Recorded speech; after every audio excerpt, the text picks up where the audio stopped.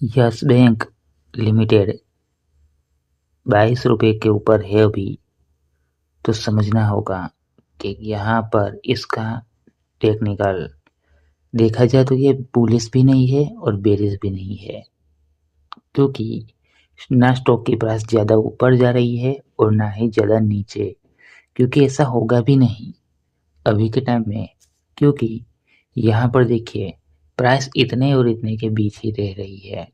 लेकिन थोड़ा समझो, 2024 में 28 रुपये तक गई, फिर 24 रुपये तक गई 2024 में, उसके बाद फिर से 20 रुपये पर आया था 2024 में ही।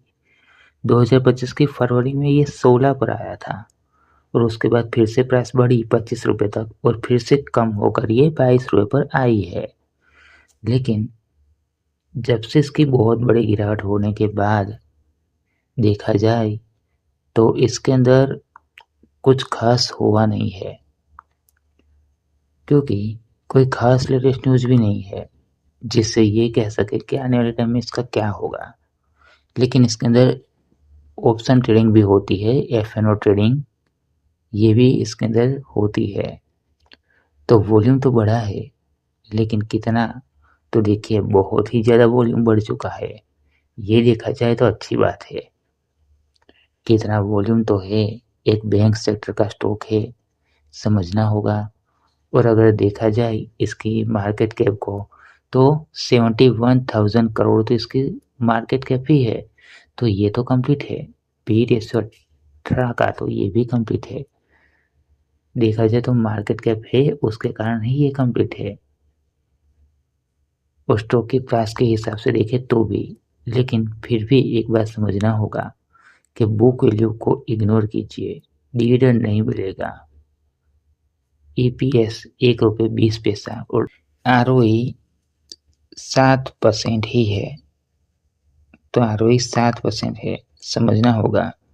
आरओई नेगेटिव कहेंगे, मार्केट कैप तो है, पी रेशियो भी है, ईपीएस भी है, लेकिन आरओई बहुत कम है, डिविडेंड नहीं मिलेगा। बुक वैल्यू को इग्नोर कीजिए, फेस वैल्यू 2 रुपये। फंडामेंटल थोड़ा कंप्लीट है, वॉल्यूम भी तो बड़ा है, लेकिन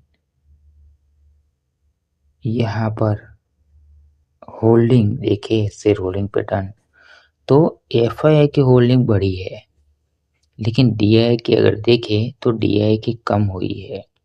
पब्लिक की बात करें तो पब्लिक की भी थोड़ी सी कम हुई है, लेकिन ये भी समझना ज़रूरी है कि एफआईआई की होल्डिंग तो है और मार्केट कैप 71,000 करोड़ है, और इनकी ही होल्डिंग यहाँ पर 46% तक है। डीआई की होल्डिंग भी है और इसकी होल्डिंग है 24% तक, तो इनकी भी है। तो देखा जाए तो शेयर होल्डिंग पैटर्न कंप्लीट ही है एक बैंक सेक्टर के स्टॉक के लिए।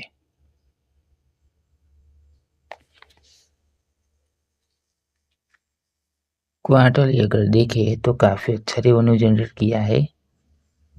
मार्च 2026 जून 2026 का अगर देखें तो 9,400 करोड़ का रेवेन्यू किया था मार्च 2026 में। जून 2026 के अंदर 9,900 करोड़ का तो कर ही लिया था, ये बहुत ही कंप्लीट बात है। और प्रॉफिट की बात करें तो प्रॉफिट भी किया है मार्च 2026 के अंदर 1,082 करोड़ का, 1,072 करोड़ का जून 2026 में, ये प्रॉफिट में भी है, लेकिन डिविडेंड नहीं मिलता है।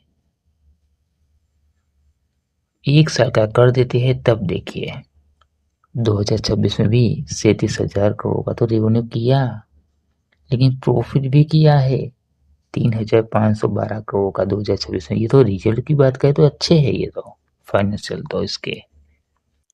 नॉन करंट एसेट्स की बात करें तो वो भी बड़े हैं, और वो भी 4,70,000 करोड़ के नॉन करंट एसेट्स है इस बैंक के पास 2026 में। तो इनका प्रॉपर्टी प्लांट भी है, लॉन्ग टर्म इन्वेस्टमेंट के अंदर भी है, नेट लोन्स के अंदर तो बहुत ही ज़्यादा है, मतलब कि लोन्स भी दिए हैं इस कंपनी ने। तो देखा जाए तो सब कुछ कंप्लीट ही है, कुछ इसके अंदर नेगेटिव है ऐसा नहीं कह सकते। लेकिन इतना ज़रूर है कि इसके नंबर शेयर्स ज़्यादा है, कैश फ्लो भी है इनके पास। तो ऐसा नहीं कि कैश फ्लो नहीं है, कैश फ्लो भी है, लेकिन थोड़ा इस बात को समझना होगा कि कैश फ्लो तो है इसके पास, फाइनेंशियल भी कंप्लीट है, शेयर होल्डिंग पैटर्न के अंदर भी सब कुछ है, लेकिन आने वाले टाइम में अगर तेजी देखने को मिली और उसके बाद अगर एफआईआई है, ये एफआईआई सेलिंग शुरू करेंगे तो उनके पास होल्डिंग ज़्यादा है, स्टॉक की प्राइस आधी कम हो सकती है उस टाइम। लेकिन अभी ऐसा रिस्क नहीं है क्योंकि डीआईआई की भी यहाँ पर होल्डिंग है। तो ये चेक जरूर करना कि डीआईआई की होल्डिंग कम हो रही हो, एफआईआई की कम हो रही हो, रिटेल की बढ़ रही हो, सिर्फ रिटेल की, तब गिरावटें भी देखने को मिल सकती है। कह नहीं सकते, क्योंकि उस टाइम अगर हो ऐसा हुआ तो यहाँ पर म्यूचुअल फंड की भी एंट्री हो सकती है। तो ये बैंक का स्टॉक है तो रिस्क है ऐसा भी नहीं कह सकते, लेकिन इतना जरूर कह सकते हैं कि यहाँ पर सब कुछ कंप्लीट है, लेकिन फिर भी यहाँ पर गिरावटें देखने को मिली है, और वो भी ज़्यादा नहीं, थोड़ी सी गिरावट देखने को मिली है। तो इसके अंदर अगर इन्वेस्ट करना है तो अपने रिस्क पर कर सकते हैं। ये वीडियो एजुकेशन पर्पज़ के लिए है, जो सही इन्फॉर्मेशन थी वो मैंने आपको बताई है।